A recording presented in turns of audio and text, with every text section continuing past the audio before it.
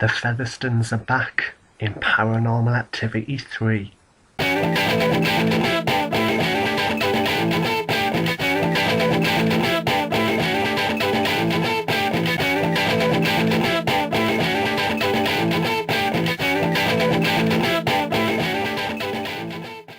Hi everyone, it's me, Ben Almaden, and welcome to Entertainment Zone. Long time no see. I've had all sorts of stuff going on, hence why I haven't posted reviews for movies like Captain America and Rise of the Planet of the Apes. So I'm sorry I haven't been around, guys, but this was a movie that I knew I'd be reviewing, and I am thrilled to be here doing it. It is, of course, Paranormal Activity 3.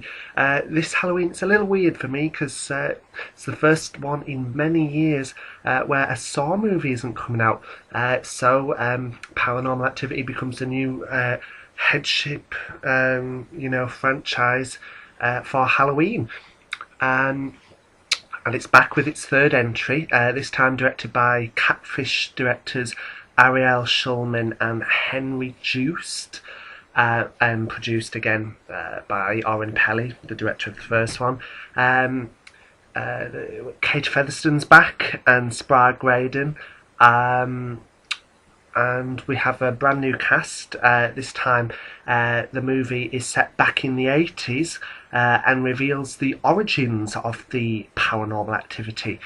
And what a movie it is. This review will contain some spoilers, but that will be towards the end of the video. But I'll warn you when they'll be coming up, so you'll be able to stop watching, so that you don't get spoiled. But the first half of this video will be spoiler free. So let's get on with the action, shall we? Okay, so Paranormal Activity is the third entry in the franchise. So by this point, you either love it or hate it. I'm personally a big fan. A lot of people prefer Paranormal Activity 1 to Paranormal Activity 2. I, on the other hand, preferred the second one. I thought they upped the ante a bit more. And whilst, yes, it was a bit of a rehash, they weren't afraid to really go at it this time. So, what's the case with Paranormal Activity 3? Well, obviously, it's the same kind of thing, loud bangs, jump scares. However, unlike Paranormal Activity 1 and 2, it doesn't take, half an hour to 40 minutes to get into the action, where we're thrown straight in within, the first 10 minutes or so. And whilst the first one and the second one, it started with the pool cleaner coming out, or just a tap at the wall.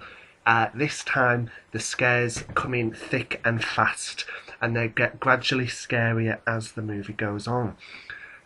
So they're not holding back the punches this time. It's paced very, very quickly. I think it's 84 minutes long, just under an hour and a half. And it flew by. More like, even though Paranormal Activity 1 and 2 are only like hour and a half movies, I always felt that they felt a bit longer than that. This one, however, it just flew by, because they're not afraid to go at it this time. They know that the audience know what to expect, so the build-up is there right from the beginning. The scares are phenomenal. They really go at it this time. They really, really have some great moments. And one of the best new introductions, scare-wise, is the fan cam. One of the characters puts the camera on top of a fan, so it pans back and forth.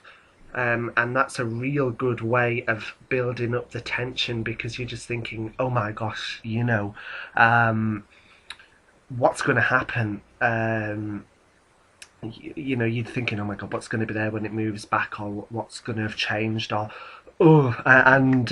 you think the worst's going to come, and it does. It doesn't give in. It's relentless, this movie, and the demon, honest to God, is the demon is a lot more forceful, powerful and aggressive than we have seen it in the first two movies. What I also like about this movie, some may not like this, but I did. There are one or two joke scares in there, which are highly, highly effective. Um, throughout the whole movie, there were people just screaming. My movie theatre there was a lot of teenagers in there and people similar to my age group. I'm 20, so young 20s and teens. They were there, and it was just great. People screaming, going, it was people going, ah! It was just great. And the joke scares do work just as effectively as the proper scares, but the proper scares are very, very intense. So cool stuff there. Um, we also have the main characters we should probably bring up. So it's set in the 80s, as I said. Um,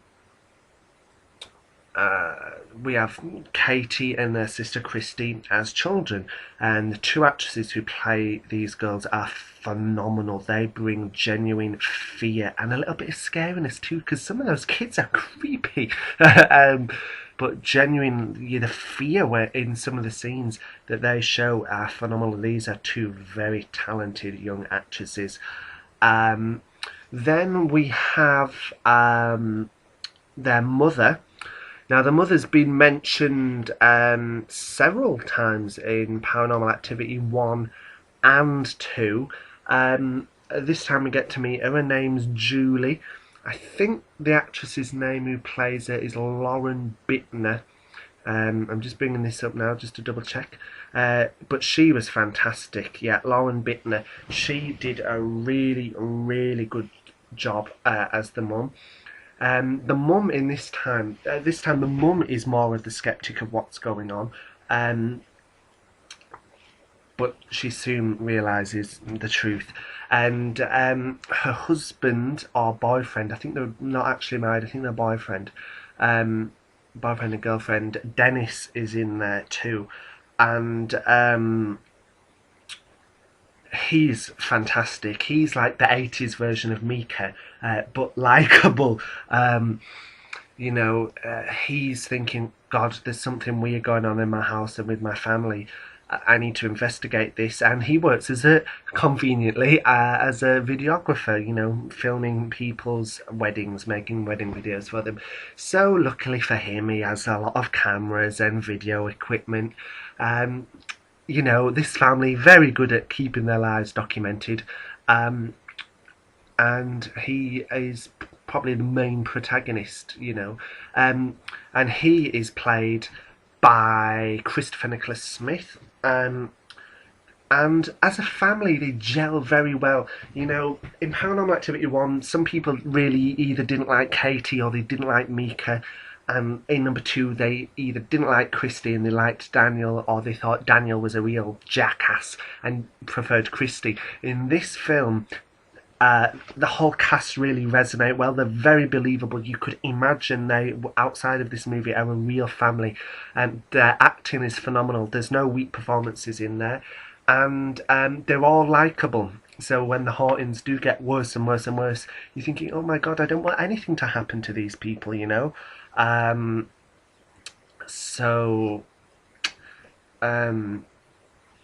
Yeah, great cast. And I should also mention the grandma appears too. Julie's mother, Katie and Christy's grandmother. And she's pretty cool too. Not in it too much, but again, a good job. I should probably also point out that nearly the majority of scenes in the trailers are not in the movie. And for anyone wondering about the Bloody Mary scene with Katie and Christy, it's not in there, but there is a Bloody Mary scene, and it is bloody scary. So yes, does it answer questions about the movie that we'd had previously? Yes. It's an origin movie, very much so, but it does raise new questions. Now, before this, I was thinking, right, we're going to get the origins now, and then Paranormal Activity 4 will explain what happened with Katie and Hunter. I'll tell you now, it's not a spoiler, but that's never mentioned in this movie. Um, but after seeing Paranormal Activity 3, I don't know how I feel now, because I don't know whether I'd want Paranormal Activity 4 to be a sequel to Paranormal Activity 3 set, in the 90s, or, set after the events that happen in Paranormal Activity 3, or whether to go straight forward to Katie and Hunter's story. So, questions answered, questions raised. So I'm going to talk about spoilers from the movie now. So if you don't want to know what happens in Paranormal Activity 3, and you haven't seen it and you don't want to know the scares or the end, please stop watching now. You have been warned. As I said, this movie has a mix of jump scares and joke scares, and the joke scares are just as effective. There's one bit where Dennis is home alone, and he's got the camera, and he hears something going on. He explores the house, he can't find anything, so he goes to a room, and he goes up to a closet, when suddenly outbursts this thing with a hideous face, and we're like, oh my god, they're showing us the demon, but it's just his wife, or my girlfriend, Julie, in a prosthetic mask, like a Halloween mask of a monster, and she takes it off, and it's like, oh, very funny, very funny. And it was just as effective, because she just lunges out at him, and you're thinking, oh my god, it's the demon at last. But it worked just as effectively. And then there's another scene on the fan cam. It's going round, goes back, and you see a babysitter sat, because the girls get a babysitter in one scene, sat at the table, pans away, comes back, she's gone, goes back to the other side of the room, comes back, and she just goes boom at the camera, and bloody hell did the audience just go at that. But it was just as effective as some of the jump scares. But as I said, the scares come in thick and fast from the beginning. The first one, I think, if memory serves me right, the first scare was Dennis, having a look round the children's bedroom, and I think he goes in a cupboard to have a look, and he turns around, and Christy's just stood there, and it's like, where did you come from? I'm pretty certain that was the first scare in the movie, but my mind might be wrong. Then there's a scene, because I think the certificate came with a notice of mild drug use and sexuality.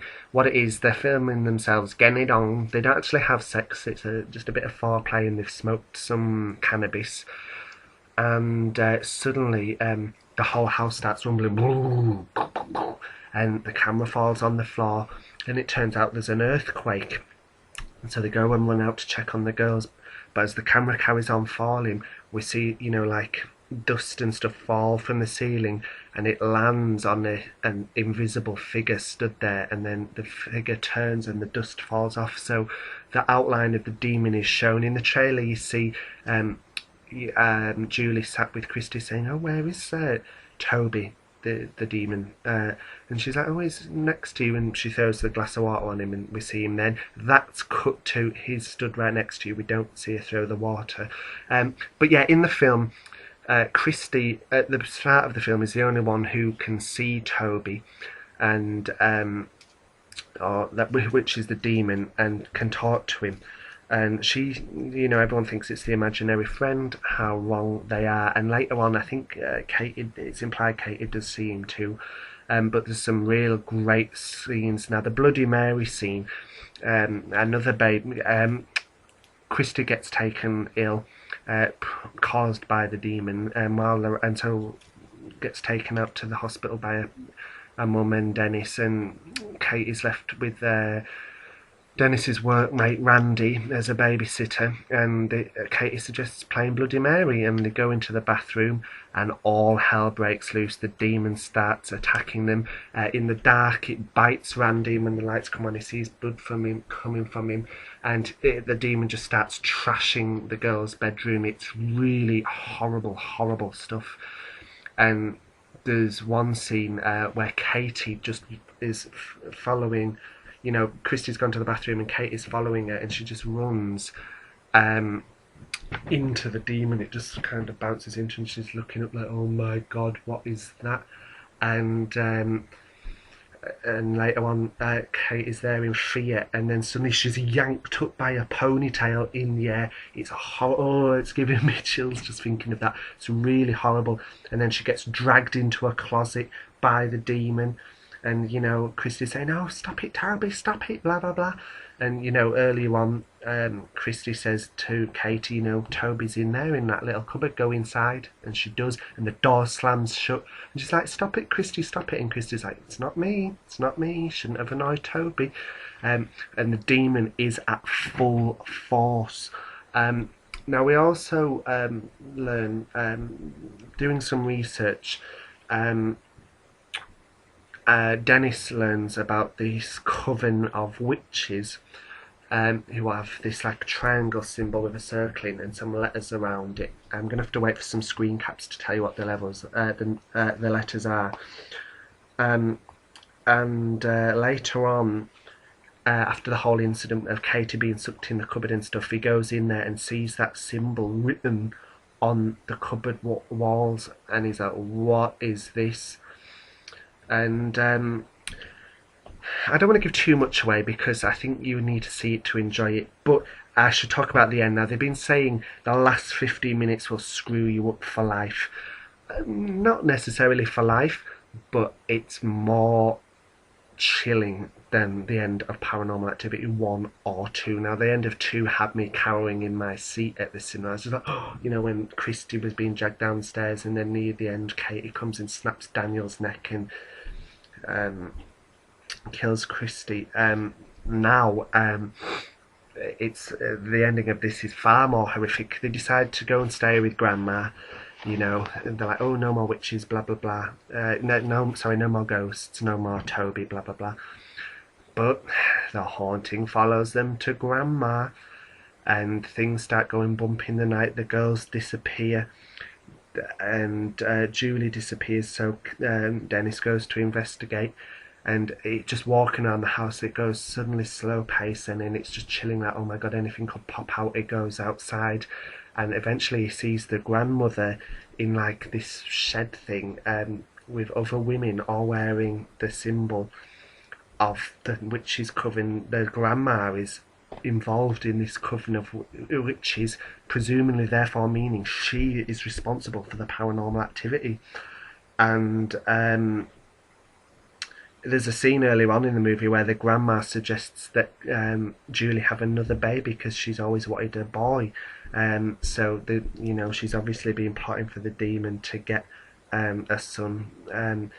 So in the final scene, you know, he runs back into the house. He finds Christy, and they hide in a cupboard, and all hell breaks loose in the house.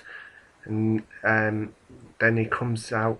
He finds Julie as well at the top of the stairs, just levitating, and suddenly she just gets flung at him down the stairs. I think that's just before he finds Christy. So the mother's there at the bottom of the stairs. We don't know if she's dead or not, or just badly hurt. Because in Paranormal Activity 1, Mika's like, oh, maybe your mother shouldn't come over. And then in 2, Katie says to Christy, do you want to end up like Mum? So we don't really know for sure if she's dead or just injured. But anyway, Grandma finds Dennis and Christy. No, she appears and then disappears. And then Katie is holding onto the banisters at the bottom on the stairs near where her mother's laid, and he tells Christy to wait over at the wall behind him, and he walks over and goes to touch Katie, and Katie turns around fully demonized, like she is in her adult life, but as a kid, and she turns around and flings him at the camera. And then she walks over to him, and she just does something which makes his back snap, all his limbs break, killing him. And then Grandma walks in and takes her by the hand and says, come on, it's time. And they start walking up the stairs, and Christy then runs over and joins them and says, come on, Toby. And so it's like, huh, what? So they go off with the Grandma upstairs, and the film cuts to black. You know, it goes, you know, all staticky, and then the credits come on. So we know the grandma's responsible for the hauntings. We don't know the mother's fate. We also don't get an explanation of why the girls don't remember these events in their adult life too well. They only have vague memories, which is why I think they may do a sequel to this set in the 90s, you know, the kids growing up. But really, really creepy stuff. And